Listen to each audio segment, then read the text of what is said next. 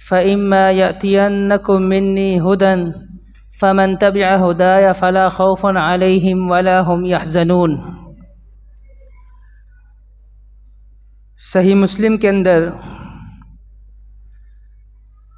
ابو ذر غفاری رضی اللہ عنہ سے ایک روایت مروی ہے جو اللہ تبارک و تعالی کی عدل کو واضح کرتی ہے۔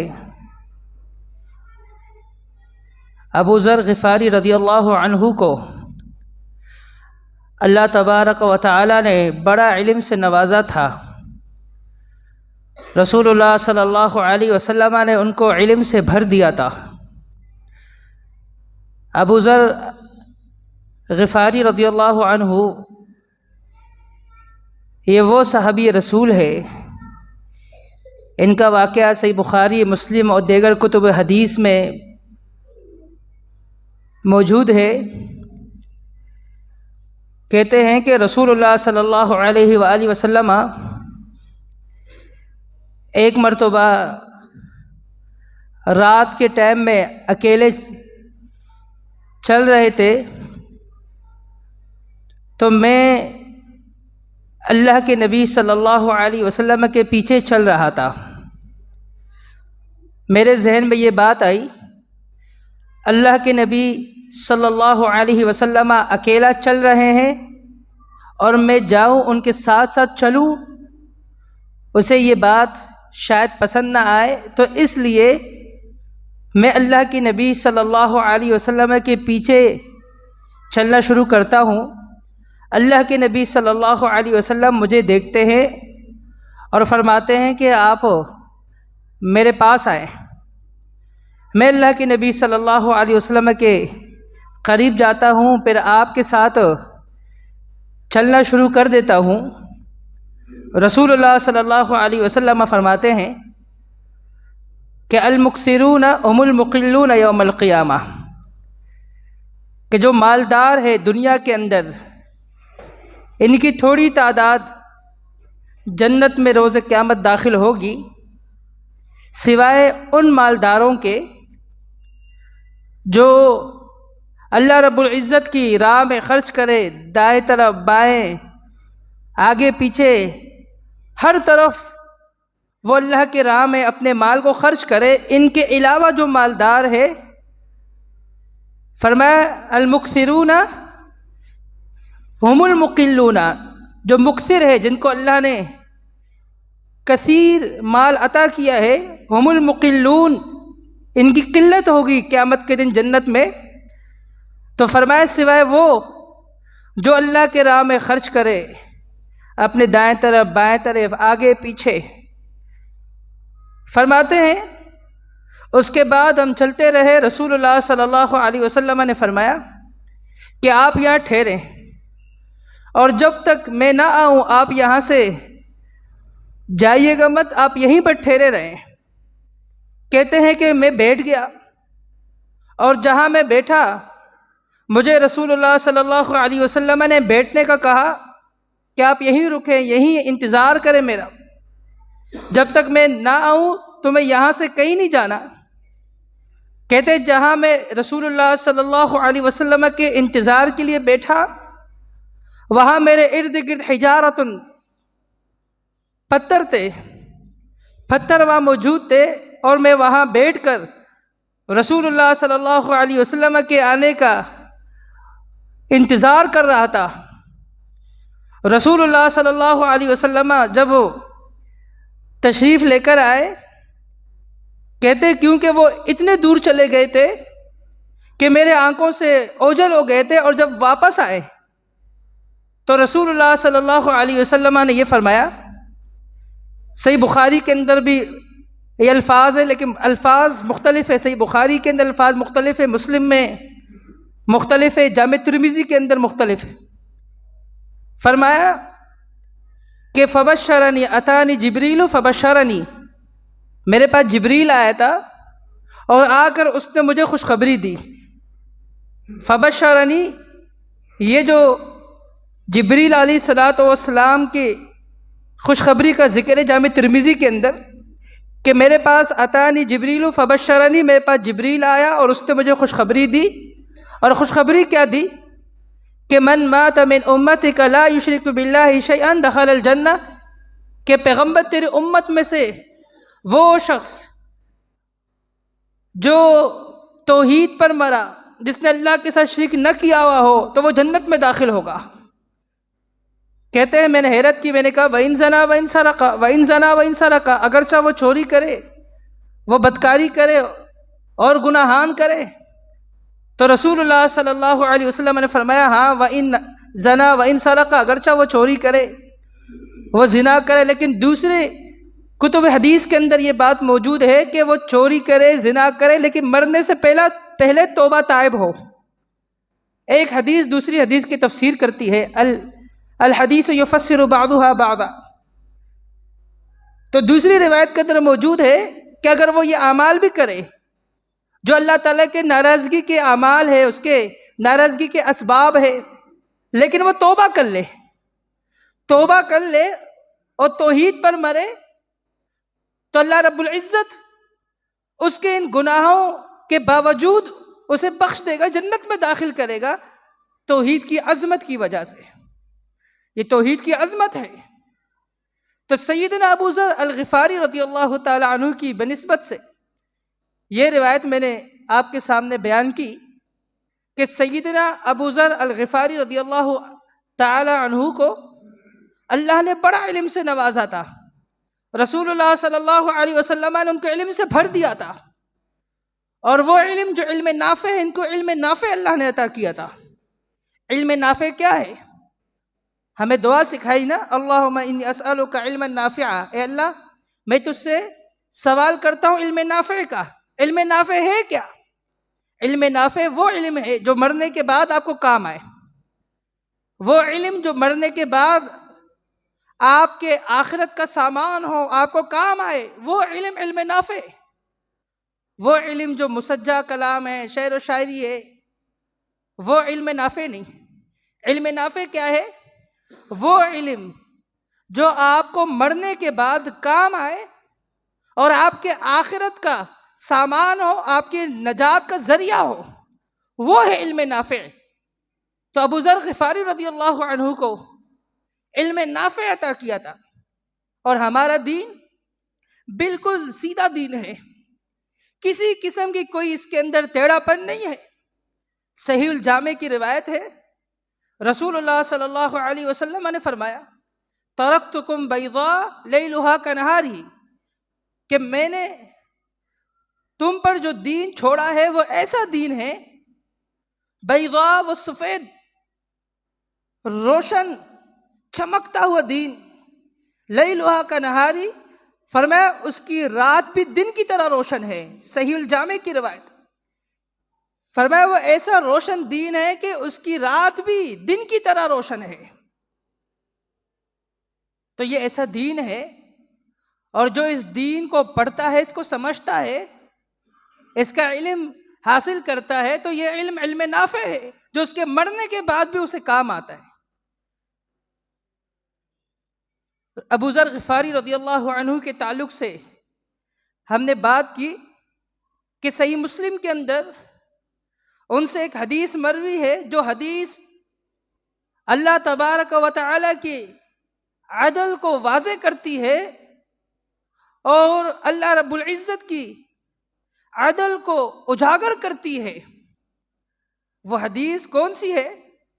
صحیح مسلم کے اندر ابو ذر الغفاری رضی اللہ عنہ فرماتے ہیں کہ رسول اللہ صلی اللہ علیہ وسلم نے فرمایا، اور فرماتے ہیں فیما یرویہ عن ربہ، رسول اللہ صلی اللہ علیہ وسلم وہ روایت جو فرماتے ہیں وہ اپنے رب سے روایت کرتے ہیں.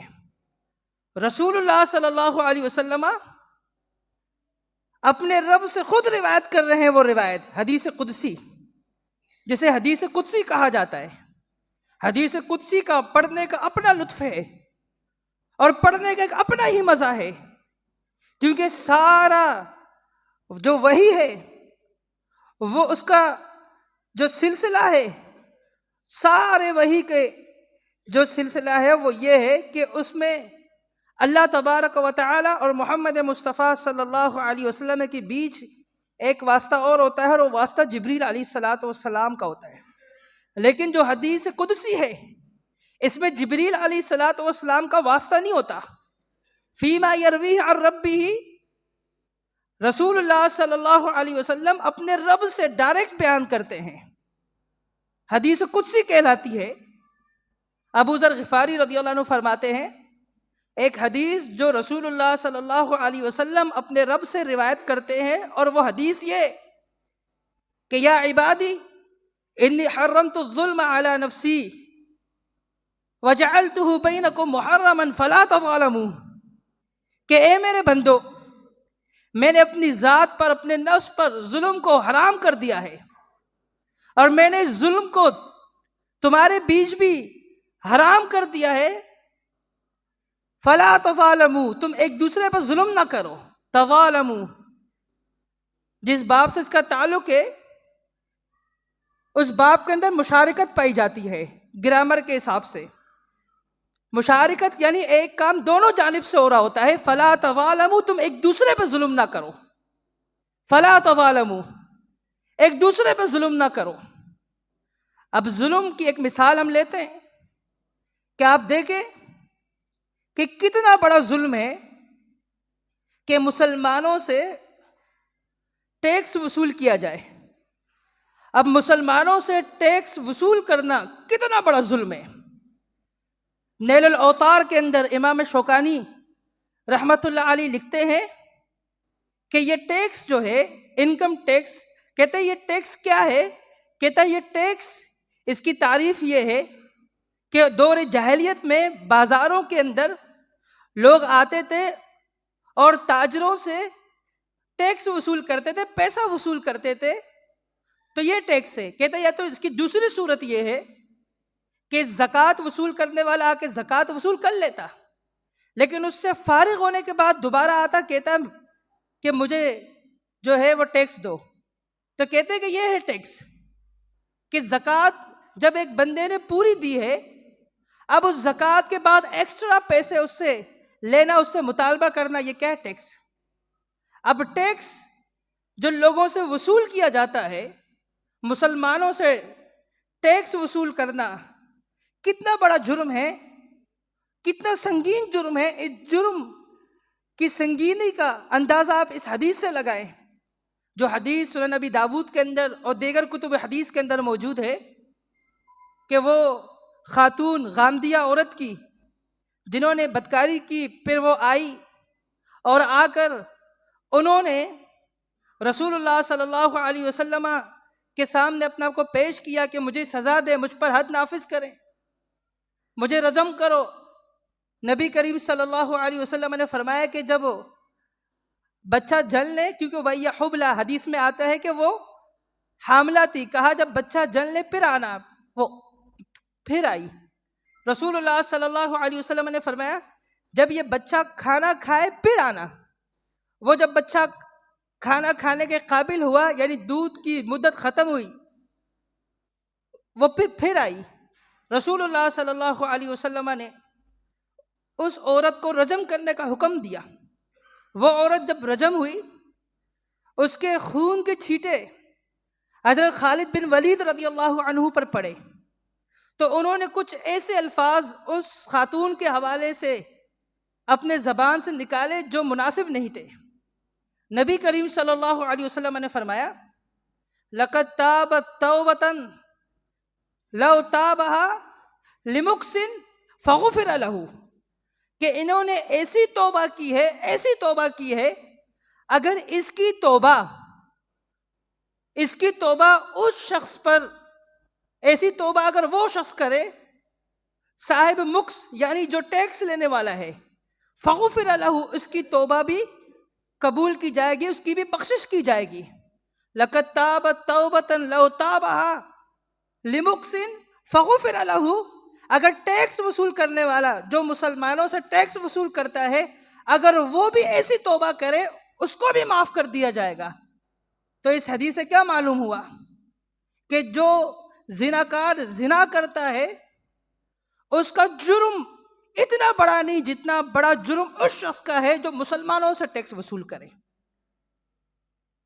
کتنا بڑا جرم ہے یہ، اور یہ مسلمانوں سے وصول کیا جا رہا ہے. اور مسلمانوں کے ساتھ یہ میں نے ایک مثال دی ہے ظلم کی، کہ یہ ظلم کی انتہا ہے، یہ ظلم ہے. میں آپ کو نہیں اکسا رہا کہ آپ جو ہے خروج کریں، آپ اس کے خلاف کھڑے ہوں. میں آپ کو یہ سمجھانا چاہ رہا ہوں کہ جہاں پر جس ملک کے اندر زکوٰۃ کا نظام وہ منظم نہ ہو، زکوٰۃ دینے میں لوگ ڈنڈی مارے اور زکوٰۃ وصول کرنے پر لوگوں کو مامور نہ کیا جائے، لوگوں کو ان کی مرضی پر چھوڑا جائے، اور زکوٰۃ کا جو نظام ہے اس سے منحرف ہو، تو وہاں پر پھر اس قسم کے ظلم ہوتے ہیں. اس قسم کے ظالم اللہ تعالیٰ مسلط کرتا ہے اور وہ لوگوں پر ظلم کر رہے ہوتے ہیں. حالانکہ شریعت کا اصول کیا ہے کہ لوگوں سے زکوٰۃ وصول کی جائے، اور جب لوگ زکوٰۃ کا جو بہترین نظام ہے اس میں ڈنڈی ماریں گے، اپنے مرضی سے زکوٰۃ نکالیں گے، جب چاہیں گے نکالیں گے، جب چاہیں گے ہڑپ کر لیں گے، اور جب چاہیں گے زکوٰۃ سے بچنے کے لیے ہیلے بہانے کریں گے، تو وہاں پر یہ معاملات ہوں گے، وہاں پر ان کے ساتھ ظلم ہوگا، ظلم ان پر مسلط ہوگی. وَمَا ظَلَمُونَا وَلَٰكِنْ كَانُوا أَنفُسَهُمْ يَظْلِمُونَ. یہ ہمارے ساتھ ظلم نہیں بلکہ اپنے آپ پر ظلم کرتے ہیں. اللہ رب العالمین نے فرمایا انہوں نے ہم پر ظلم نہیں کیا، یہ اپنے جانوں پر ظلم کرتے ہیں. زکوٰۃ کا نظام اس کو منظم نہیں بنانا، زکوٰۃ دینے میں ڈنڈی مارنا، زکوٰۃ کی وصولی میں سستی کرنا، اور زکوٰۃ کی وصولی کا جو نظام، جو شریعت کا نظام ہے اس سے منحرف ہونا، اس کو منظم نہیں بنانا، لوگوں سے وصول نہیں کرنا، ان کو ان کی مرضی پر چھوڑنا، پھر اس قسم کے چیزیں لوگوں پر مسلط کی جاتی ہے جو ایک سراسر ظلم ہوتا ہے. میں یہ کہنا چاہتا ہوں کہ زکوٰۃ کا جو نظام ہے یہ منظم ہو، زکوٰۃ کی وصولی کا نظام منظم ہو، تو وہاں پر یہ معاملات نہیں ہوں گے.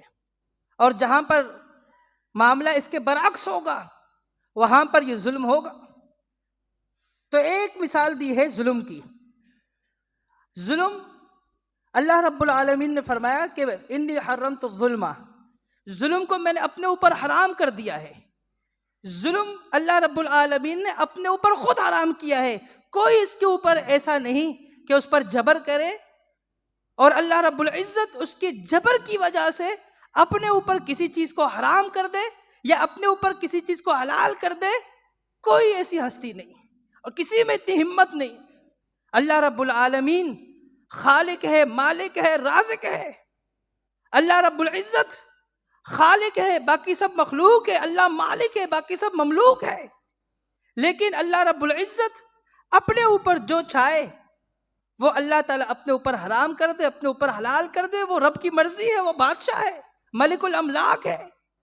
لیکن اللہ رب العزت کا یہ بتانا کہ میں نے ظلم کو اپنے اوپر حرام کر دیا ہے، اللہ رب العزت ہمیں یہ بتلانا چاہتا ہے کہ جب میں ظلم نہیں کرتا، وَمَا رَبُّكَ بِظَلَّامٍ لِّلْعَبِيدِ، تمہارا رب اپنے بندوں پر ذرہ برابر بھی ظلم نہیں کرتا. وَمَا رَبُّكَ بِظَلَّامٍ، وَمَا رَبُّكَ بِظَالِمٍ نہیں ہے، وَمَا رَبُّكَ بِظَلَّامٍ، کہ تمہارا رب اپنے بندوں پر ذرہ برابر بھی ظلم نہیں کرتا. تو یہ ہر چیز پہچانی جاتی ہے اپنی ضد سے. اب ظلم اللہ نہیں کرتا اور اس کی ضد کیا ہے؟ عدل. تو اس حدیث سے معلوم ہوا اللہ رب العالمین کتنا عدل کرنے والا ہے، اور اللہ رب العزت کی محبت اپنے بندوں کے ساتھ اور اس کی رحمت کا جو عالم ہے اس کا اندازہ لگائے کہ میں نے اپنے اوپر خود ہی ظلم کو حرام کر دیا ہے. کچھ چیزیں اللہ تبارک و تعالیٰ نے اپنے اوپر خود ہی اللہ نے اپنے اوپر وہ حق رکھے ہیں بندوں کے تعلق سے. آپ دیکھیں حدیث معاذ بن جبل رضی اللہ تعالی عنہ کیا فرمایا کہ اتدری ما حق اللہ علی العباد، کیا تم جانتے ہو اللہ کا کیا حق ہے اس کے بندوں پر؟ کہا اللہ اس کا رسول بہتر جانتا ہے. کہا یہ حق ہے کہ بندے اللہ کی عبادت کرے، اس کے ساتھ کسی چیز کو شریک نہ ٹھہرائے. یہ بات تو سمجھ آتی ہے. اللہ کا حق ہے اس کے بندوں پر کیونکہ وہ خالق ہے، مخلوق ہے، وہ رازق ہے، ہم مرزوق ہے. لیکن اس کے بعد جو اگلا جملہ ہے کہ وَحَقُّ الْعِبَادِ عَلَى اللَّهِ مَا حَقُّ الْعِبَادِ عَلَى اللَّهِ، کیا تم جانتے ہو معاذ کیا حق ہے بندوں کا اللہ پر؟ یہ حق بندوں نے اللہ پر مسلط نہیں کی، نہ ان کی جرت ہے، یہ حق اللہ نے خود ہی رکھا ہے اپنے بندوں کے لیے کہ مجھ پر حق ہے ان بندوں کا جو اللہ کے ساتھ کسی کو شریک نہیں ٹھہرائیں گے، اللہ کی عبادت کریں گے. اللہ يعذب بہم، کہ اللہ ان کو عذاب نہ دے، اللہ ان کو عذاب نہ دے. تو اللہ رب العزت عدل کرنے والا ہے. اللہ تبارک و تعالی کی عدل کی مثال آپ قرآن کریم سے اٹھا لیں. اللہ رب العزت نے فرمایا وَنَضَعُ الْمَوَازِينَ الْقِسْطَ لِيَوْمِ الْقِيَامَةِ فَلَا تُظْلَمُ نَفْسٌ شَيْئًا. کل روز قیامت اللہ رب العزت بندوں کے بیچ عدل کرنے کے لیے، عدل قائم کرنے کے لیے ایک ترازو، ایک میزان قائم کر دے گا. وَنَضَعُ الْمَوَازِينَ الْقِسْطَ لِيَوْمِ الْقِيَامَةِ. اور صحیح بخاری کے اندر امام بخاری رحمۃ اللہ علیہ نے سب سے آخری جو باب قائم کیا ہے وہ یہی باب ہے. ترجمۃ الباب میں اسی آیات کو نقل کیا ہے کہ ان اعمال بنی آدم یوزن. تو اللہ رب العزت لوگوں کے بیچ عدل کرنے کے لیے ترازو قائم کرے گا اور پھر ان کے وزن کرنے کے بعد اپنے بندوں کی طرف مخاطب ہوتے ہوئے پوچھے گا اے میرے بندے حل ظلمک حفظتی حل ظلمک کتبتی، کیا کرامن کاتبین نے جو میری طرف سے تم پر مقرر کیے گئے تھے کیا انہوں نے تمہارے ساتھ کوئی ظلم کیا، کوئی زیادتی کی کہ تم نے وہ گناہ نہیں کیا ہوا ہو، یا وہ گناہ یہاں پر اندراج ہو، یا کوئی ظلم کیا آپ کے ساتھ میرے محافظوں نے، میرے فرشتوں نے، کرامن کاتبین نے، کہ تم نے کوئی ایسی نیکی کی ہو وہ نیکی یہاں اندراج نہ ہو. دونوں میں سے کوئی بھی بات ہے تو مجھے بتاؤ. حل ظلمک کتبتی حل ظلمک حفظتی، کیا میرے فرشتوں نے، میرے کاتبین نے تمہارے ساتھ کوئی ظلم والا معاملہ کیا ہے؟ تو کوئی اللہ تبارک و تعالی ظلم نہیں کرے گا. فلا تظلم نفس شیئا، فرمایا کسی نفس پر کوئی ظلم نہیں کیا جائے گا. صحیح مسلم کے اندر ایک اور حدیث موجود ہے، رسول اللہ صلی اللہ علیہ وسلم نے فرمایا کہ اتدرون ما المفلس، تم جانتے ہو کہ مفلس کون ہے؟ صحابہ کرام رضوان اللہ علیہم اجمعین نے فرمایا کہ یا رسول اللہ المفلس فینا ما لا درہم لہ ولا متاع، ہمارے یہاں مفلس کی تعریف تو یہ ہے جس کے پاس زیادہ درہم اور مال و متاع نہ ہو. فرمایا کہ ان المفلس من امتی یاتی یوم القیامہ بصلاۃ و زکوٰۃ، فرمایا میری امت کا مفلس وہ شخص ہوگا قیامت کے دن آئے گا اور وہ اس حالت میں آئے گا کہ اس کی نمازیں بھی بہت ہوگی اور اس کے میزان حسنات بہت زیادہ ہوں گے اور اس کا جو ترازو ہے میزان حسنات کو وہ بھرا ہوا ہوگا. فرمایا لیکن اس حالت میں آئے گا قد شتم ھذا، کسی کو گالی دی، دنیا میں مسئلہ حل نہیں کیا، وضرب ھذا، کسی کو مارا، دنیا میں مسئلہ حل نہیں کیا، کسی کا مال کھا لیا، کسی یتیم کا مال ہڑپ کر لیا، کسی کے ساتھ زیادتی کی. فرمایا کہ وہ آنے والے آئیں گے اور وہ مطالبہ کریں گے کہ ہمارے ساتھ عدل کیا جائے. اللہ رب العالمین ان کے بیچ عدل کرے گا اور اس انداز میں اللہ رب العزت عدل کرے گا کہ یہ جو بندہ ہے مظلوم، اس کے ساتھ زیادتی ہوئی ہے، اس کو نیکیوں کی ضرورت ہے، اس کی نیکیاں اٹھا کر اس کو دے گا، حتیٰ کہ یہ سلسلہ چلتا رہے گا، نیکیاں تقسیم ہوتے ہوتے ختم ہو جائے گی. پھر ایک آئے گا کہے گا اللہ میرا بھی معاملہ ہے. اللہ تبارک و تعالیٰ فرمائے گا کہ تمہارا معاملہ کیسے حل ہوگا؟ اس بندے کی نیکیاں جو اتنی ساری کر لایا تھا تقسیم ہوتے ہوتے ختم ہو گئی. وہ بندہ کہے گا اس کی نیکیاں ختم ہو گئی، میرے گناہ تو ختم نہیں ہوئے، جتنی نیکیاں مجھے ملنی تھی اس کے حساب سے میرے اتنے گناہ اس کے سر پر ڈال دو. اب اندازہ لگا وہ بندہ جو نیکیوں کا پہاڑ لے کر آیا جنت میں جانے کے بجائے جہنم میں جا رہا ہوگا. فرمایا میرے امت کا سب سے بڑا مفلس شخص وہ ہوگا یاتی یوم القیامت بصلاۃ و زکوٰۃ. آپ اندازہ لگائیے.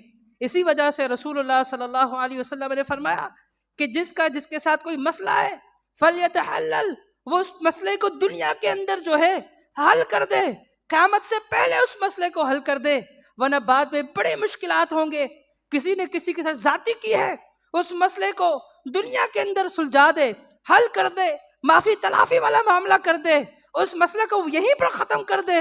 فرمایا لیکن قیامت کے دن اگر یہ معاملہ چھل پڑا تو بڑا مشکل ہو جائے گا، اس کی نیکیاں تقسیم ہوتے ہوتے ختم ہو جائے گی، لوگوں کے گناہ اس کے سر پر ڈالتے ڈالتے گناہوں کا بوجھ جو ہے اس کے کندھے پر ڈال کر اس کو جنت کے بجائے جہنم کی طرف روانہ کیا جائے گا۔ تو آپ اندازہ لگائیے اللہ رب العالمین کے عدل کا، کہ اللہ رب العزت اپنے بندوں کے درمیان عدل کرے گا، اس انداز میں عدل کرے گا، حتیٰ کہ یہاں تک یہ تو انسانوں کی مثال دی کہ وہ جانور جس کے سینگ تھے اس نے اس جانور کو دنیا میں مارا تھا، زخمی کیا تھا، جس کے سینگ نہیں تھے، ان کے درمیان بھی اللہ تبارک و تعالی عدل کرے گا، پھر ان کو فنا کر دے گا، ان کو ختم کر دے گا۔ اللہ رب العزت عدل کرنے والا ہے، اپنے بندوں پر ظلم نہیں کرتا، وہ عدل کرے گا۔ وَنَضَعُ الْمَوَازِينَ الْقِسْطَ لِيَوْمِ الْقِيَامَةِ فَلَا تُظْلَمُ نَفْسٌ شَيْئًا، اور اللہ رب العزت عدل بھی کرے گا، اور جتنے بھی لوگ جنت میں داخل ہوں گے اللہ رب العزت کی رحمت سے داخل ہوں گے، کیونکہ اللہ رب العزت نے ایک اور چیز اپنے اوپر فرض کر دیا، اپنے اوپر لکھ لیا اپنی مرضی سے، کسی کا جبر نہیں ہو سکتا، اللہ نے اپنی مرضی سے اپنے اوپر فرض کر دیا ہے۔ وہ کیا ہے کہ ان رحمتی سبقت علی غضبی، کہ میرے غصے پر میری رحمت سبقت لے گئی ہے، میرے غصے سے میری رحمت پہلے ہے۔ تو اس انداز میں آپ دیکھیں کہ ایک مثال لیتے ہیں، آدم علیہ السلام بغیر کسی نیکی کے اللہ نے ان کو جنت میں داخل کر دیا۔ وہ جنت جس کے تعلق سے رسول اللہ صلی اللہ علیہ وسلم نے فرمایا لَمَوْضِعُ صَوْتِ أَحَدِكُمُ الْجَنَّةِ خَيْرٌ مِّنَ الدُّنْيَا وَمَا فِيهَا، اگر دنیا میں اگر کسی انسان کو جنت میں ایک لاٹھی کے برابر بھی جگہ ملے تو فرمایا وہ جنت میں جو ایک لاٹھی کے برابر جگہ ہے خیر من الدنیا وما فیہا، یہ دنیا کے پراپرٹی، یہ دنیا کے بنگلات، یہ دنیا کے گاڑیاں، یہ دنیا کی مال و متاع، فرمایا ان سب سے بہتر ہے وہ جگہ جنت کی ایک لاٹھی کے برابر جو ہے وہ زیادہ مہنگی ہے۔ ایک بندہ پورے جہاں کے وہ نعمتیں لے آئے، پورے جہاں کے پراپرٹی لے آئے اور پورے جہاں کے گاڑیاں لے آئے، لیکن اس کا یہ معاملہ ہو کہ وہ سودا کرنا چاہ رہا ہو کہ ان تمام چیزوں کو لے کر اے اللہ جنت کی جو ہے جنت میں لاٹھی کے برابر جگہ ہے مجھے وہ دے دیا جائے، نہیں مل سکتا۔ خیر من الدنیا وما فیہا، ان کا مقابلہ نہیں ہے آپس میں۔ جنت میں ایک لاٹھی کے برابر جو جگہ ہے صوتی احدکم الجنہ خیر من الدنیا وما فیہا، جنت میں جو لاٹھی کے برابر جگہ ہے وہ دنیا مافیہ سے بہتر ہے، لیکن اس جنت میں اللہ نے آدم علیہ السلام کو پیدا کر کے اسی سے اس کی بیوی کو پیدا کر پھر اللہ نے بغیر کسی نیکی کے جنت میں ڈال دیا، اور اللہ رب العزت نے ان سے ایک امتحان لیا۔ امتحان کیا تھا؟ وَلَا تَقْرَبَا هَٰذِهِ الشَّجَرَةَ، دونوں میاں بیوی جنت میں ہو، جو چاہے کھاؤ جو چاہے پیو، لیکن یاد رکھیے گا یہ جو متعین درخت جس کا میں کہہ رہا ہوں اس درخت کے قریب نہ جانا، اس میں سے کچھ نہ چکنا۔ یہ ایک امتحان تھا، لیکن اس امتحان پر بھی پورا نہیں اتر سکے۔ کون؟ حضرت آدم علیہ السلام۔ تو ایسی جنت اللہ نے آدم علیہ السلام اور اس کی بیوی کو داخل کیا، وہ جنت جس کی لاٹھی کے برابر بھی جو جگہ ہے دنیا مافیہ سے بہتر ہے، بغیر کسی نیکی کے ان کو جنت میں داخل کر دیا، اپنی رحمت سے داخل کیا۔ تو اندازہ لگائیے ہمارے اعمال وہ کیا ہیں۔ ہم جنت میں اگر جائیں گے اللہ کی رحمت سے جائیں گے تو اللہ رب العزت نے اپنے اوپر لکھ لیا ہے کہ میں کسی پر ظلم نہیں کروں گا۔ اللہ نے اپنے اوپر بندوں کا حق لکھ لیا ہے کہ جو اس کے ساتھ کسی چیز کو شریک نہیں ٹھہرائیں گے وہ ان کو جنت میں داخل کرے گا، ان کو عذاب نہیں دے گا۔ اللہ نے اپنے اوپر لکھ لیا ہے کہ ان رحمتی سبقت علی غضبی، کہ میری رحمت میرے غصے پر سبقت لے گئی ہے، میرا غصہ بعد میں ہے، میری رحمت پہلے ہے۔ یہ اللہ رب العزت نے اپنے مرضی سے اپنے اوپر لکھ لیا ہے۔ تو صفت اللہ تعالیٰ کی صفات کا سلسلہ چل رہا ہے، تو یاد رکھیے گا اللہ تبارک و تعالی عدل کرنے والا ہے۔ رسول اللہ صلی اللہ علیہ وسلم اپنے رب سے بیان کرتے ہیں، اپنے رب سے روایت کرتے ہیں، انی حرمت الظلم علی نفسی، اے میرے بندو میں نے اپنے اوپر ظلم کو حرام کر دیا ہے، وجعلتہ بینکم محرما فلا تظالموا، اور میں نے اس ظلم کو تمہارے بیچ بھی حرام کر دیا ہے، تم ایک دوسرے پر ظلم نہ کرو. اللہ رب العزت ظلم نہیں کرتا. یہ نفی ہے کہ اللہ ظلم نہیں کرتا، اور اس نفی کے ساتھ اس کے جو ضد ہے اس ضد کی اس بات ضروری ہے کہ اللہ ظلم نہیں کرتا. یہ کافی نہیں ہے. اللہ ظلم نہیں کرتا، اللہ عدل کرنے والا ہے. یہ جملہ پورا ہوگا. آپ یہ کہے لا الہ، کہ اللہ کے سوا کوئی معبود نہیں، جملہ مکمل نہیں ہے. الا اللہ، جب تک آپ یہ نہیں کہیں گے، جب تک آپ یہ نہیں کہیں گے کہ نفی کے ساتھ اس بات کے ساتھ نفی، جب تک یہ نفی اور اس بات، نفیاً اور اس بات اکٹھا نہیں ہوگا، اس وقت تک جملہ مکمل نہیں ہوگا. تو یاد رکھیے گا، اللہ تبارک و تعالی ظلم نہیں کرتا. ظلم کی نفی ہوئی، اس بات ہوگی اللہ کی عدل کی، کہ اللہ عدل کرنے والا ہے. اور اللہ کے عدل کے تعلق سے قرآن کریم کی آیات اور احادیث آپ نے سن لیے کہ اللہ رب العزت عدل کرنے والا ہے. کچھ لوگ یہ کہتے ہیں کہ اللہ تعالیٰ ظلم پر قادر نہیں ہے، اس وجہ سے اللہ ظلم نہیں کرے گا. یہ بات غلط ہے. اللہ تعالیٰ ظلم پر بھی قادر ہے. اگر ظلم پر قادر نہیں ہے اس لیے ظلم نہیں کر رہا، تو یہ اللہ رب العزت کی صفت کمال نہیں ہوا عدل، کیونکہ وہ قادر نہیں. نعوذ باللہ من ذالک. کچھ لوگوں کا یہ نظریہ ہے کہ اللہ تعالیٰ ظلم پر قادر نہیں، اللہ ظلم پر بھی قادر ہے لیکن وہ ظلم نہیں کرتا. تبھی عدل جو ہے اللہ تعالیٰ کی صفت کمال بنے گی. اللہ تبارک و تعالیٰ سے دعا ہے کہ اللہ رب العزت اپنا صحیح تعارف ہمیں حاصل کرنے کی توفیق عطا فرمائے. کل روز قیامت اللہ رب العزت ہمیں اپنی رحمت سے جنت میں داخل کرے. اللہ رب العزت جب موت دے توحید کی حالت پر دے. وقولوا لہذا استغفر اللہ لی ولکم وآخر دعوانا الحمد للہ رب العالمین.